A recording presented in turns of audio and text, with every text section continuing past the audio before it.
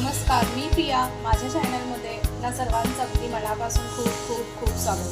तर आज आपण बघणार आहोत अगदी तोंडात टाकताच विरघळणारी गव्हाच्या पिठाची बिस्किटे म्हणा किंवा नानकटाई म्हणा. तर मी तुम्हाला दाखवते कशा प्रकारे बनलेली आहेत. अगदी खुसखुशीत आणि मस्त बनलेली बघू शकता. तर आपल्याला अशाच प्रकारे बनवायची. अशा प्रकारे तुम्ही एकदा का घरी केलात ना, कधीच तुम्ही बाहेरून आणणार नाही, याची मी तुम्हाला गॅरंटी देते. वाव, टेस्टी आणि मस्त झाली. प्रमाण अगदी परफेक्ट आहे, बरोबर आहे. चला तर मग टाईम न घालवता आपण रेसिपीला सुरुवात करूया. आज आपण बघणार आहोत घरच्या घरी नानकटाई कशी बनवायची. तर पूर्ण घरच्या साहित्यामध्ये मी तुम्हाला दाखवणार आहे. तर त्याच्यासाठी आपल्याला बघूया साहित्य काय काय लागतंय. तर आता इथे मी घेतलेलं आहे बघा, पाव कप इतपत बेसन घेतलेलं आहे. आणि इथे मी घेतलेलं आहे तूप. तर ते तूप आपल्याला मी घरी बनवून घेतलेलं आहे, तर ते घेतलेलं आहे अर्धा कप इतपत. आणि इथे घेतलेलं आहे गव्हाचं पीठ. तर आपण इथे गव्हाचं पीठ घेतलेलं आहे 1 वाटी इतपत. तर तुम्ही कपाचं प्रमाण घेऊ शकता या वाटीचं. इथे मी वाटीचं घेतलेलं आहे, तुम्ही कपाच्या हिशेबानेही करू शकता. आणि इथे मी घेतलेलं आहे अर्धा वाटी इतपत आपली पिठी साखर, म्हणजे जी आपली साखर असते तीही तुम्ही मिक्सरला वाटून बारीक करून घेतली तरी चालेल. आणि इथे आपल्याला फ्लेवरसाठी लागणार आहे इलायची पावडर. जर हे पीठ आहे आपल्याला, तुम्हाला गव्हाचं पीठ नाही यूज करायचं तर मैद्याच्या पिठापासूनही तुम्ही बनवू शकता. पण मुलांसाठी हेल्दी आणि घरच्या घरी खायला वगैरे मस्त मुलांसाठी छोट्या, तर त्याच्यासाठी मी इथे गव्हाचा वापर केलेला आहे, गव्हाच्या पिठाचा.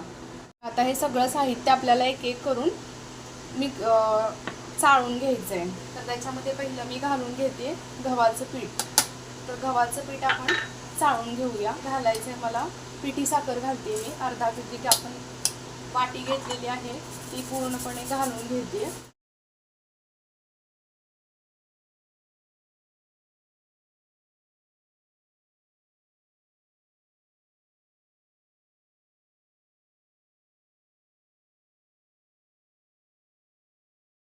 या पाव चम्मच इतपत आपण पाव वाटी जे बेसन घेतलेलं आहे ते बेसन घालायचं आहे आणि हे सगळं मिक्स करायचं आहे.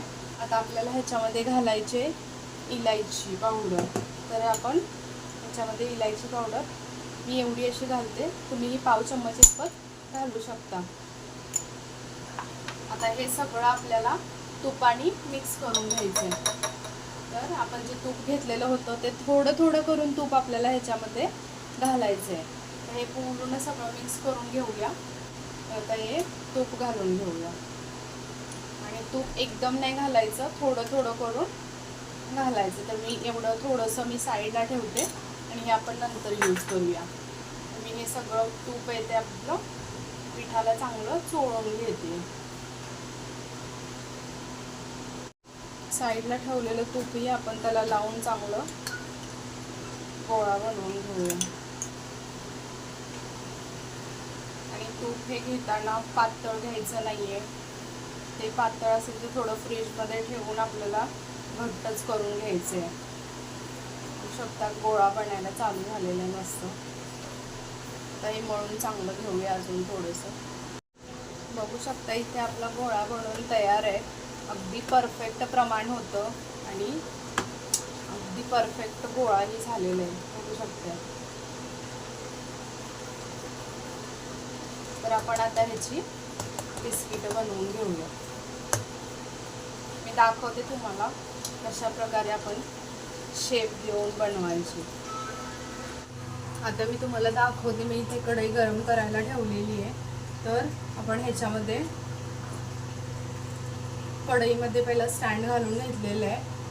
तर स्टँड घालून आपण त्याच्यावरती अशा प्रकारची चाळण ठेवायची. तर चाळण ठेवून मी, कारण चाळणीमध्ये कसं जास्त बिस्किट बसतात आणि आपण काही डिश प्लेट वगैरे ठेवली तर त्याच्यामध्ये कमी बसतील, म्हणून मी इथे चाळण ठेवते. आणि चाळणीवरती मला बटर पेपरच्या ऐवजी आपण हा जो प्लेन कागद असतो, प्लेन पेपर असतो, तो तेल लावून मी ह्याच्यामध्ये अगदी त्याच्या मापाने कट करून ठेवलेला आहे. आणि आपण त्याच्यावरती बिस्किटं बेक करायचे. तर त्याच्याऐवजी तुम्ही बटर पेपरही घालू शकता, पण मी तुम्हाला दाखवायचं म्हणून बटर पेपर नसेल तर आपण हेही यूज करू शकतो. त्यासाठी मी तुम्हाला दाखवते. प्लेन पेपर घ्यायचा आणि त्याला आपण तेल लावून चांगलं, मग तो त्याच्यामध्ये ठेवून आपण त्याच्यावरती बिस्किट ठेवायचे. तर हे चांगलं गरम झाली कढई की नंतर आपण त्याच्यावरती बिस्किट ठेवूया. तर आपण तोपर्यंत बिस्किट बनवून घेऊयात.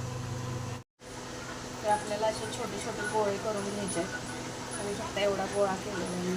आता तो आपल्याला चांगला असा गोल बनवून घ्यायचा. चांगला गोल बनवून घेतला की त्याला आपल्याला असा चौकोनी आकार द्यायचा आहे. चपटा करून असा आपल्याला आकार द्यायचा आहे. तर आपण चौकोनी आकार देऊ शकतो या गोलही बनवू शकतो. पण मी तुम्हाला दाखवते चौकोन कसा बनवायचा. तर बघा अशा प्रकारे बिस्किट बनवून घ्यायचे. त्याच्यावरती मी काटे चमचनी बघा डिझाईन बनवून घेते. दिसते डिझाईन. तर अशा प्रकारे काहीतरी डिझाईन बनवून घ्या, मस्त दिसतात. आणि अशा प्रकारे चौकोन होण्यासाठी आता मी याला साईडला बघा सुरीने कसं अगदी टॅप करून जरासं घेते. तर ते चौकोनी मस्त होऊन जाईल. आणि असं खाली सुरी घालून आपण अगदी काढू शकतो. तुमची सुरी धार असेल सुरीला तर अगदी सांभाळून करा. त्याच्यावरती आपल्याला थोडंसं दूध आणि साखरचं मी पाणी बनवून घेतलेलं आहे, तर ते लावून घ्यायचं आहे. म्हणजे कसं मस्त असेच जो शेप आहे तो तसाच राहतो. तर अशा प्रकारे हे दूध आणि साखर मिक्स करून घेतलेलं आहे, तर ते लावून घ्यायचं. त्याच्यानंतर आपल्याला त्याच्यावरती ड्रायफ्रूट घालायचे असतील ड्रायफ्रूट घालू शकतो, या आपल्याला साखर घालायची तर साखर घालू शकतो. तर मी तुम्हाला दाखवते. मी अशा प्रकारे साखर घालून काही थोडी बिस्किटं बनवणार आहे आणि बाकीची बिस्किटं ड्रायफ्रूट घालून बनवणार आहे. तर अर्धी आपण साखर लावून बनवूया आणि बाकीची ती ड्रायफ्रूट लावून बनवायची.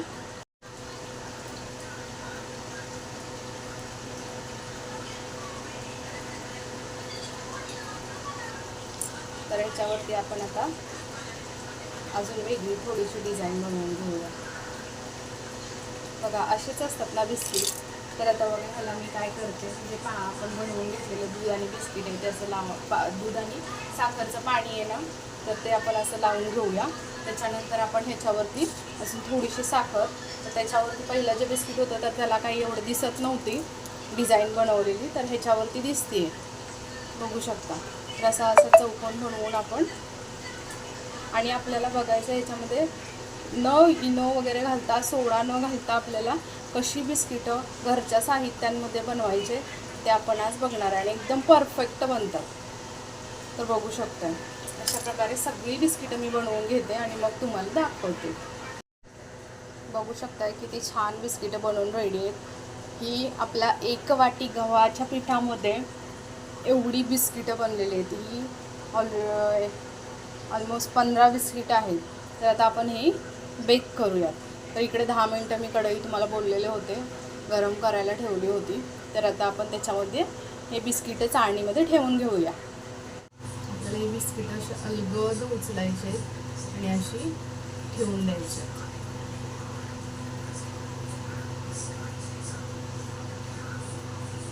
तर आता इथे माझी 11 बिस्किटं चाळणीमध्ये बसलेली आहेत. तर ह्यांना आता मी वरतून चांगलं झाकून एक 30 मिनटासाठी बेक करून घेऊया. असं जराही कुठूनही वाफ नाही गेली पाहिजे, अशा प्रकारे झाकायचं आहे. आणि त्याच्यावरती मी आता आपला तो ठेवते, म्हणजे ह्याच्यामधून वाफ साईडनी बिलकुल नाही जाणार. आणि 30 मिनटानंतर आपण चेक करूया. तर 4 बिस्किटं माझी शिल्लक आहे, ती नंतर आपण बेक करूया. आता ही जेवढी आहे तेवढी बेक करून घेऊया. आणि अगदी लो गॅसवरती, लो फ्लेमवरती आपल्याला बेक करायचे. आपण चेक करूया 30 मिनिटाच्या नंतर.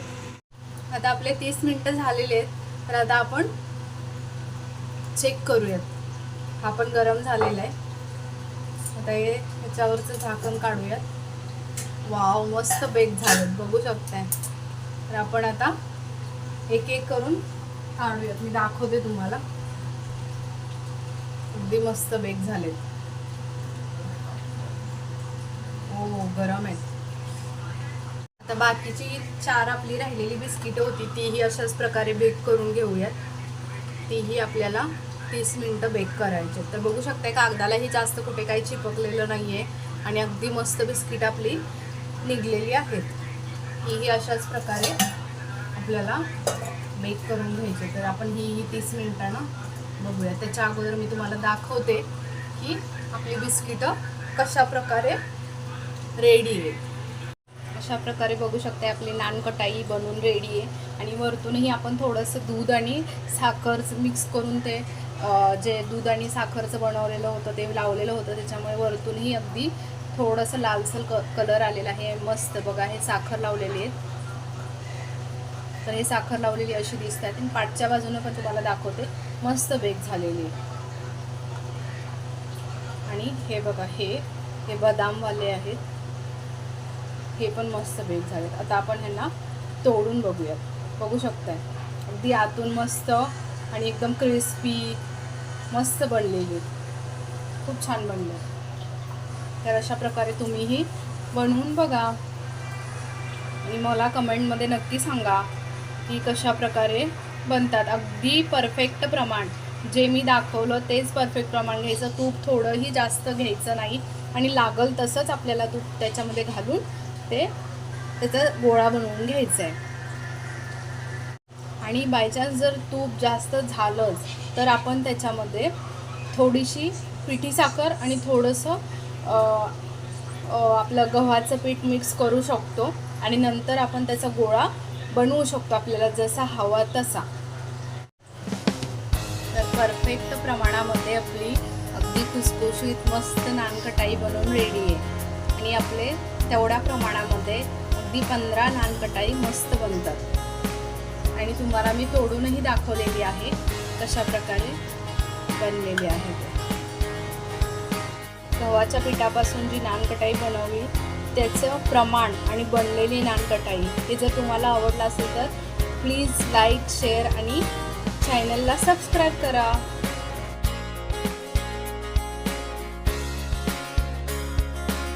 बघा कशी मुलं अगदी आवडीनं खातात. हा बघा कसा खातोय, मस्त मम्माने छान छान बनवले. दूध चहा बरोबर अगदी मस्त खातोय. कसं झालं यश? आवडलं तुला? बाहेरून आणायची गरज आहे बिस्किट? नाही ना?